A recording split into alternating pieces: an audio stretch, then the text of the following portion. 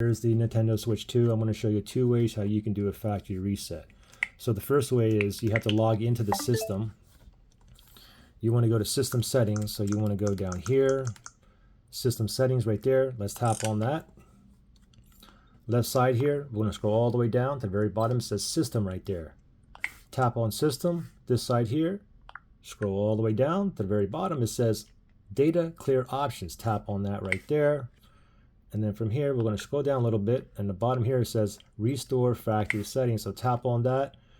Very important that you read through all this right here, and then you tap on next, read through that, tap on next, and then you want to read through that. And if you want to restore from here, you can tap on that. Okay, for myself, I'm not going to restore.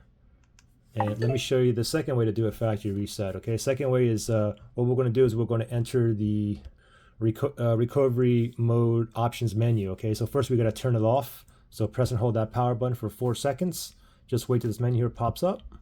Okay, now we're going to power off. Tap on power options and power off.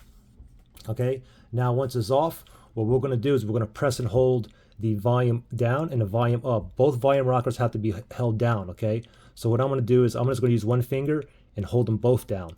So I'm holding volume up, volume down together. Now power button, I'm just going to go ahead and tap it. Continue to hold volume down, volume up. Keep holding here. Don't let go. Just wait.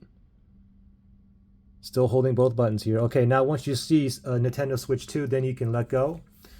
And now we are in the recovery mode here, and you can do the factory reset here as well. You can just go down, restore factory reset, and again, remember you read everything here. Okay, so pretty simple. Any questions or issues, just comment below. And really quickly, if you want to get out of this recovery mode, you have to just tap the power button and it turns it off. Wait a few seconds and then you can just go ahead and turn it back on. Pretty simple.